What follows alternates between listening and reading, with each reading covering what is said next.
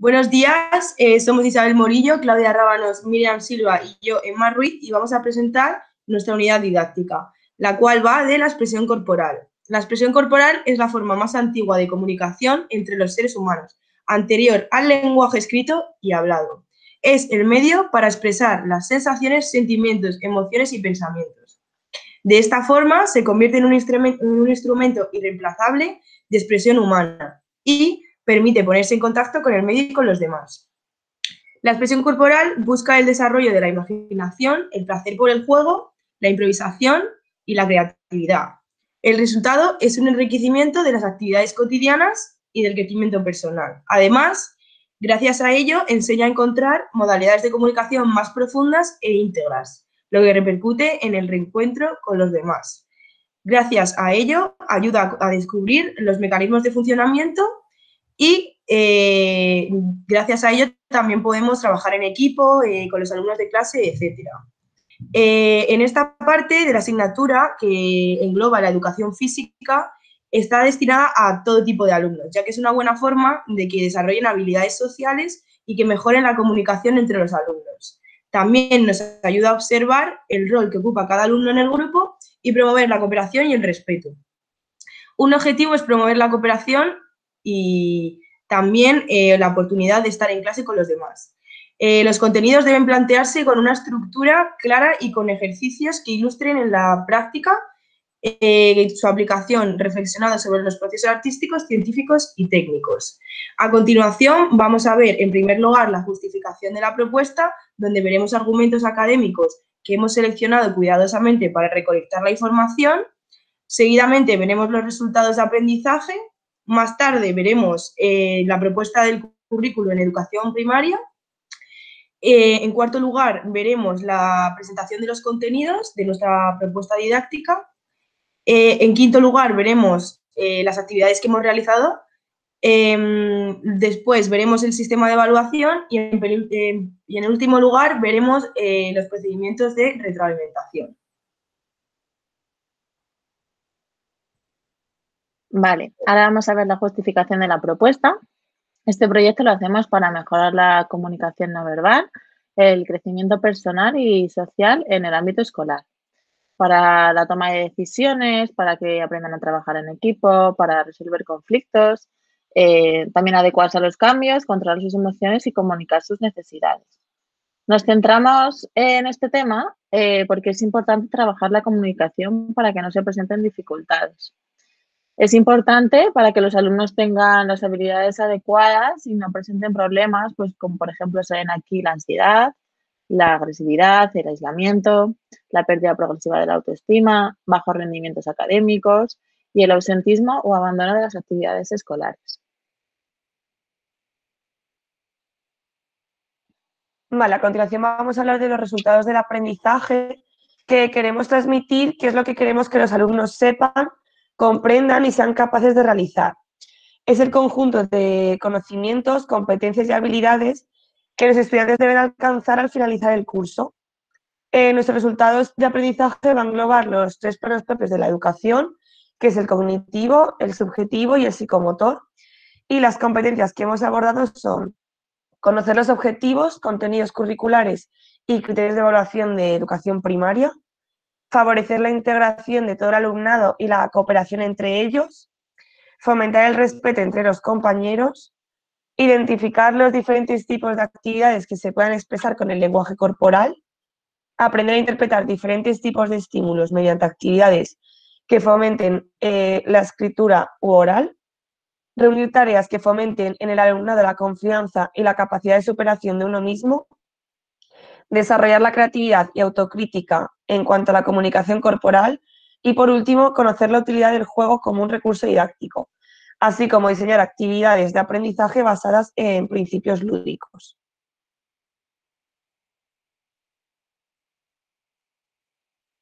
En cuanto a la relación con el currículo de la educación física en primaria, vamos a comenzar con que la asignatura de educación física tiene como finalidad principal desarrollar en las personas sus competencias motrices, entendidas estas como la integración de los conocimientos, los procedimientos, las actitudes y los sentimientos vinculados a la conducta motora.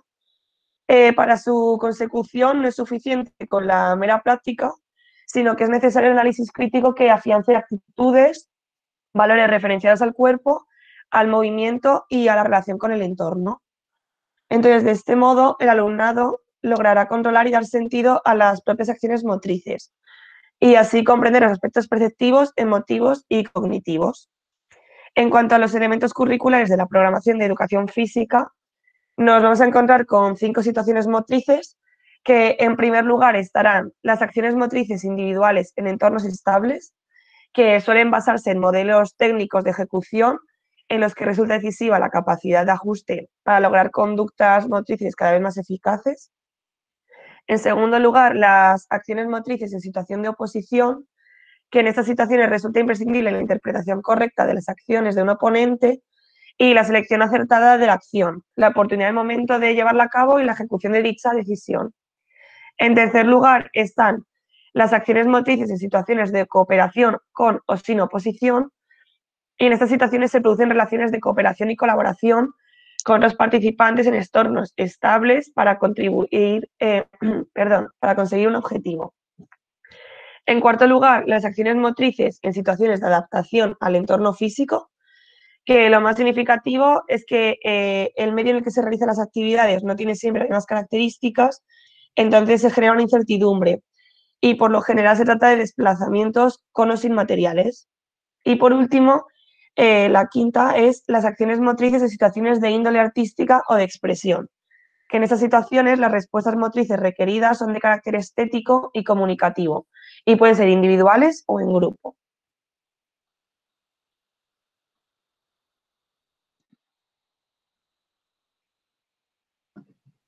Bueno, ahora voy a explicar yo los contenidos. La educación física es importante para aprender a expresarnos corporalmente, sin necesidad de utilizar el lenguaje verbal. La expresión corporal, que es nuestro tema en concreto, tiene un enorme valor educativo, ya que no solo le sirve al alumnado en sus primeras etapas de escolarización, sino que les ofrece herramientas para toda su vida. Es decir, es uno de los elementos más importantes para el desarrollo del alumnado, pues implica una serie de capacidades que van más allá de las situaciones simples de ejercicios, para englobar capacidades físicas, cognitivas, motrices y emocionales. Los contenidos son los instrumentos para alcanzar las capacidades expresadas en los objetivos, diferenciados en conceptos, procedimientos y actitudes, atendiendo a la concepción integral de la enseñanza y que nuestra área es eminentemente procedimental. Los contenidos de aprendizaje trabajados durante estas sesiones son los siguientes. En cuanto a conceptos, existe adquisición de los conceptos de expresión corporal, sentimiento, creatividad, espontaneidad, etc. Adaptación del cuerpo al ritmo musical. Como en muchas actividades hemos puesto el baile o la danza. La utilización de la dramatización como recurso de expresión. Expresión de sentimientos y emociones a través del propio cuerpo. Creatividad en los movimientos corporales. Utilización del juego para interactuar con los compañeros. Representación de ritmos musicales con el cuerpo. Experimentación y exploración de forma espontánea de las posibilidades y recursos expresivos del cuerpo. Y por último, conocimientos de los ritmos. En cuanto a los procedimientos, entendidos como conjunto de acciones que tienen que realizarse todas por igual, para obtener los mismos resultados bajo las mismas circunstancias. Juegos de expresión de sentimientos, de emociones, actitudes, juegos de imitación de gestos, actividades en relación con la danza, como ya hemos dicho previamente. Y luego, en cuanto a la actitud, valores y normas, entendido como el conjunto de intenciones o propósitos a mostrar y cumplir en la realización de las sesiones, también se puede considerar como el esfuerzo personal del alumnado para superar dificultades y aprender a saber actuar y respetar las situaciones y personas de su alrededor, como puede pasar en un aula. Las normas básicas son el respeto de las normas que se establezcan en actividades de clase, participación y respeto en el desarrollo de las actividades, participación en las actividades expresivas, colaboración con los compañeros, participación, interés y espontaneidad en las situaciones propuestas y, por último, la adaptación del rol que corresponda dentro de cada actividad propuesta por el docente.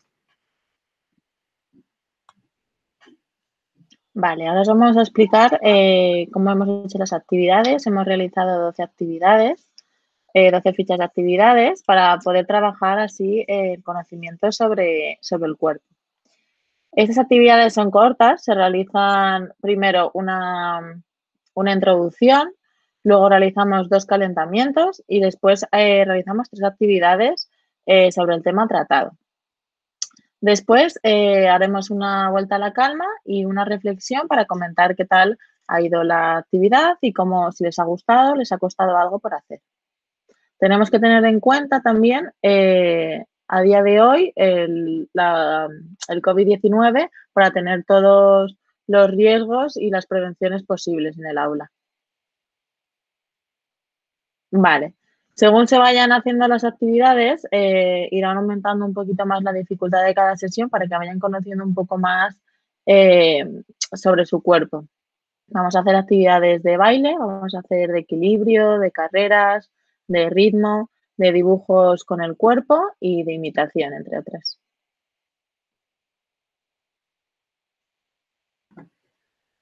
Por último, el sistema de evaluación. Con la evaluación podremos comprobar si los objetivos propuestos por el docente se han cumplido y, en ese caso, hemos tenido éxito o hemos fracasado durante el transcurso de la unidad didáctica. Tal y como indica la ley actual de educación, la LOMCE, la evaluación de nuestros alumnos será continua y global. Para ello realizaremos una evaluación inicial, continua y final.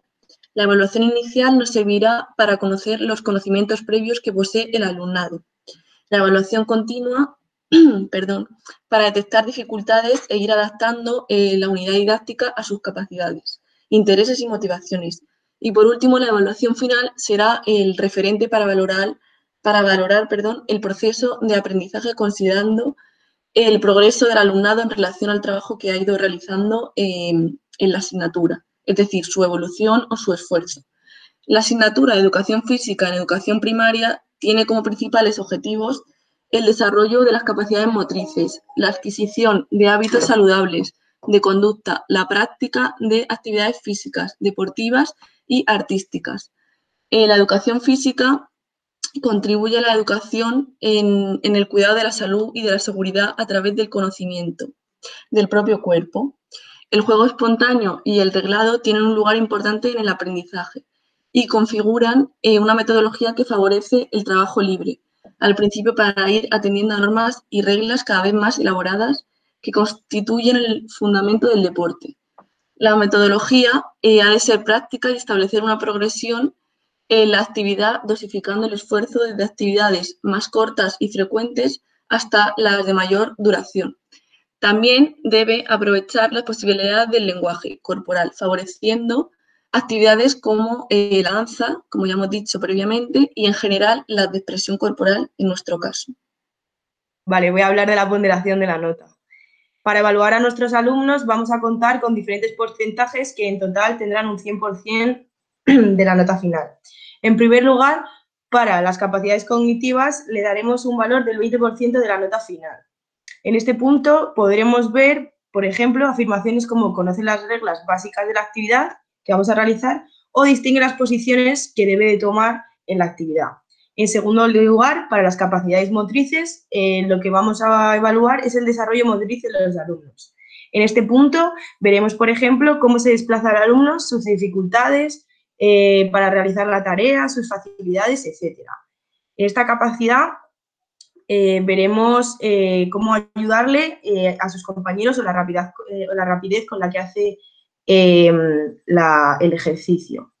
Esta capacidad tendrá un 40% de la nota final. Y, en tercer lugar, evaluaremos la capacidad afectivo-sociales. En esta evaluación podemos descubrir las habilidades sociales de los alumnos y la relación entre ellos. Se les evaluará tareas como el respeto, la aceptación, el compañerismo, el aseo, la higiene, la deportividad, etc. Todas ellas, como hemos visto, tendrán una suma del 100%. Después vamos a ver los instrumentos a aplicar en la evaluación y los criterios de calificación. La evaluación cumple diversas funciones. La principal es poder calificar al alumno para que ellos y su entorno familiar tengan una referencia de los progresos que ha ido siguiendo día a día. La función principal de la evaluación es, por tanto, formativa, ya que ayudará a los estudiantes a aprender y a detectar los errores cometidos y de esta manera poder mejorar los fallos y su aprendizaje. Para aplicar la evaluación que hemos realizado en el punto anterior, nos ayudaremos de diferentes herramientas para recogida de información. En educación física se habla de dos grandes tipos de valoración, la objetiva y la subjetiva, y gracias a estos dos tipos de valoración tendremos dos técnicas para medirlas, cuantitativas o cualitativas. Siguiendo las bases de la evaluación, el seguimiento de los alumnos se llevará a cabo. Para ello, por ejemplo, tendremos medidas médicas, datos de escolarización, evolución antropométrica, desarrollo de habilidades y destrezas, desarrollo de hábitos y aptitudes psicoafectivas y sociales, resumen de la evaluación realizada, registro de incidentes, asistencia y registro de acciones tutoriales. Y, en último lugar, vamos a hablar de los procedimientos de retroalimentación. La retroalimentación es el proceso en el que un individuo es capaz de recibir la respuesta de otros sujetos frente a sus actos o palabras y poder modificarlos de acuerdo con estas. También es la información específica que produce una conducta de forma inmediata y precisa.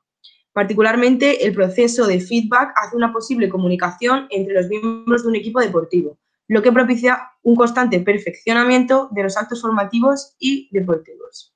Para ofrecer feedback a los alumnos, haremos en este lugar, nos hemos inventado esta forma en la que el profesor tendrá una ficha en la que tendrá diferentes afirmaciones, en la que va a poder seguir paso a paso las actuaciones que va a ir haciendo el niño, el alumno. Por ejemplo, en esta ficha, en primer lugar, tendremos la primera afirmación que será: el alumno realiza la actividad con actitud positiva. En este lugar podrá el profesor decir si sí o si no, y dependiendo de cuántas casillas haya marcado pondrá una nota u otra. Gracias a esto, el niño tendrá un feedback positivo o negativo dependiendo de cuántas afirmaciones haya conseguido. Y así el niño podrá ver sus fallos y verá por qué hemos puesto esta nota. Muchas gracias. Muchas gracias, ya habríamos acabado y esperemos que os haya gustado.